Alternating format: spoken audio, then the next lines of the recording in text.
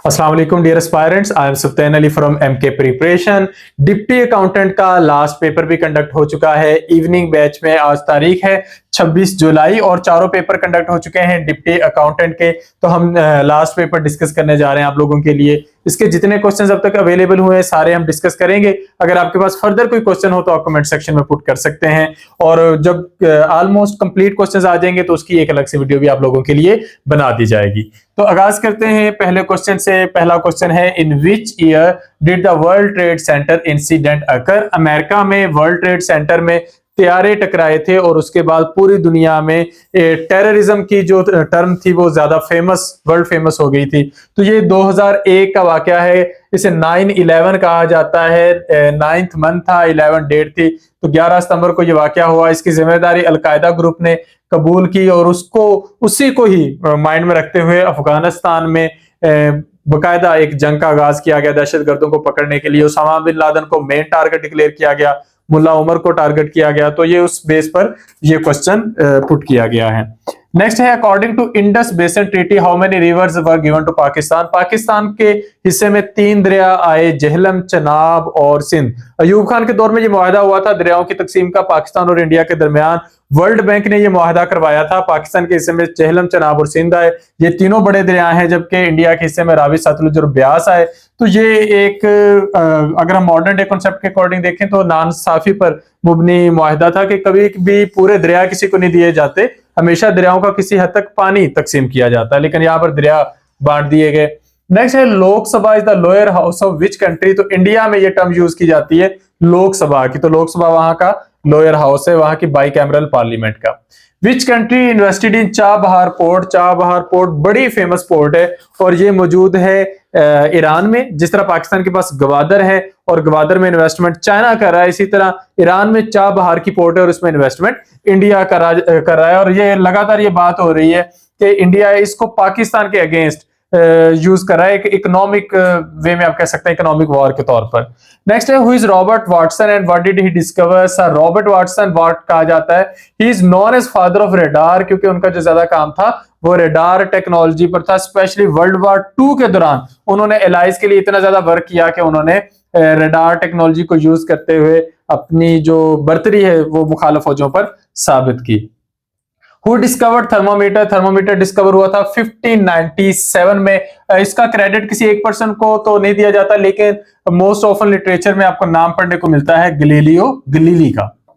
Next है, how many pages are there in Epstein files? Epstein files recent most scandal है जिसमें बड़े बड़े नाम आते हैं। इसमें तकरीबन 3 मिलियन से ज्यादा पेजेस हैं और ये रिलीज किए हैं United States department of justice ने। What is human hearing range? Human hearing जो रेंज है वो मिनिमम 20 हर्ट्ज की है और मैक्सिमम 20,000 हर्ट्ज की है, यानी कि हम इस रेंज में सुन सकते हैं, इससे कम या ज्यादा नहीं सुन सकते। नेक्स्ट है, HCF 48 and 80 is 48p minus 80, then what is the value of p?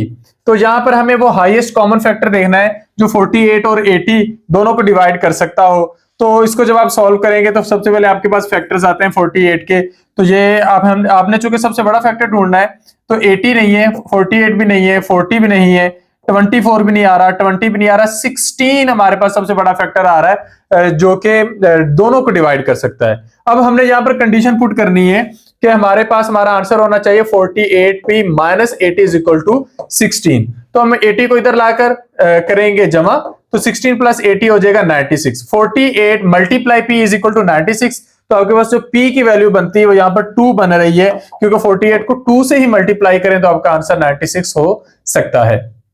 Next question है, in which year was the Hindu Arya Samaj movement started? तो हिंदू आर्य समाज मूवमेंट का आगाज हुआ 1875 में। इसका मकसद हिंदू रिफॉर्म मूवमेंट के तौर पर था कि हिंदू रिफॉर्म्स का आगाज किया जाए, और ये 7 अप्रैल 1875 को एग्जैक्टली ये शुरू हुई थी। इसको स्टार्ट किया था स्वामी दया आनंद सरस्वती ने।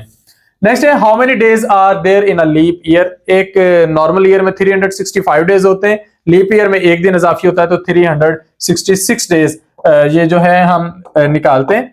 और हर 4 साल के बाद एक दफा ये लीप ईयर आता है। अगर आप ज्यादा प्रिसाइज होने की बात करेंगे तो ये आपका पास बन जाएगा, हर साल की जो ओवरऑल ड्यूरेशन बनेगी वो 365.25 डेज बनती है। लेकिन हम अपनी कैलकुलेशन पर लाते हैं, जब अपनी कैलकुलेशन पर लाते हैं तो हम हर साल में एग्जैक्ट 365 डेज काउंट करते हैं और हर 4 साल के बाद हमारे पास हर चौथा साल जो आ रहा होता है वो 366 डेज का आ रहा होता है। और ये जो एक इजाफी दिन होता है ये फरवरी में एडजस्ट किया जाता है, तो 28 डेज की बजाय फरवरी हो जाता है 29 डेज का।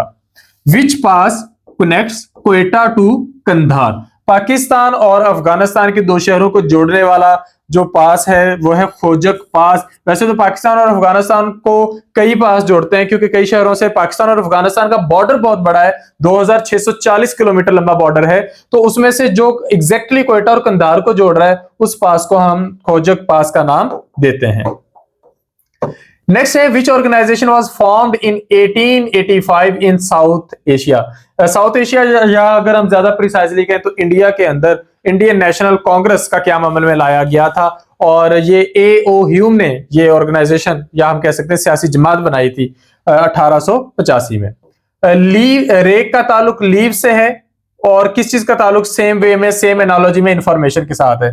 जिस तरह रेक में हम लीव्स कलेक्ट कर रहे होते हैं यानी कि लीव्स के हम रैक्स ले रहे होते हैं, तो इसी तरह इंफॉर्मेशन को कलेक्ट किया जाता है, कंपाइल किया जाता है या गैदर किया जाता है। इनमें से जो भी आपके ऑप्शंस में हो वो उसको आप एग्जैक्ट कंसीडर कर सकते हैं, करेक्ट मान सकते हैं। Nur Sultan Nazarbayev was the president of which country, तो ये काजाकिस्तान के पहले प्रेसिडेंट थे जिन्होंने आजादी के बाद इसको सर्व किया मुल्क को और 2019 तक अपनी रेजिग्नेशन तक ये काजाकिस्तान के प्रेसिडेंट रहे। Saint Mark basilica is in which city, तो ये वेनस में है, इटली का शहर है। Volleyball was included in Olympics in which year, 1964 में वॉलीबॉल को ओलंपिक्स का हिस्सा बनाया गया और 1964 के ओलंपिक्स हुए समर ओलंपिक्स के तौर पर टोक्यो जापान में। Total players in netball while playing, अब यहां पर हमारे पास होता है कि बहुत सारी गेम्स के अंदर रिजर्व प्लेयर्स होते हैं, तो क्वेश्चन के अंदर आपको जरा ये प्रिसाइज होकर बताना पड़ता है कि प्ले के दौरान या ओवरऑल एक टीम का पार्ट।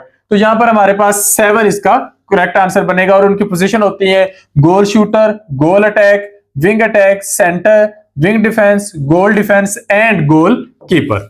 नेक्स्ट है geo stationary satellite covers what longitude of earth, तो ये सैटेलाइट्स कवर करते हैं 42.2 डिग्री पर अर्थ की सरफेस को। NHA किसके लिए है? NHA नेशनल हाईवे अथॉरिटी, ये कस्टोडियन है नेशनल हाईवेज की। A person who abstains from alcohol drinks, इसको हम नाम देते हैं टी टोटलर। अल शेख अल रईस, ये किसका टाइटल है? ये इब्ने सीना या एविसीना का टाइटल है। हु डिस्कवर्ड एक्सरेज, एक्सरेज को डिस्कवर किया था विलियम कॉनरेड रॉन्टन ने, रॉन्टजेन ने। इनका ताल्लुक जर्मनी से है और ये यहाँ के मैकेनिकल इंजीनियर हैं। एक्सरेज को डिस्कवर किया गया 1895 में और इसकी बेस पर फिजिक्स का पहला नोबेल प्राइज इनको दिया गया 1901 में। तो यहां पर उन क्वेश्चंस की डिस्कशन कंप्लीट हो जाती है जो हम तक पहुंचे। फर्दर जितने क्वेश्चन पहुंचेंगे वो भी इंशाल्लाह आप लोगों के लिए डिस्कस कर दिए जाएंगे, कंप्लीट पेपर भी डिस्कस कर दिया जाएगा और एग्जैक्टली हम आप लोगों को मेरिट के बारे में भी इंशाल्लाह डिटेल से गाइड कर देंगे। Thank you, Allah Hafiz.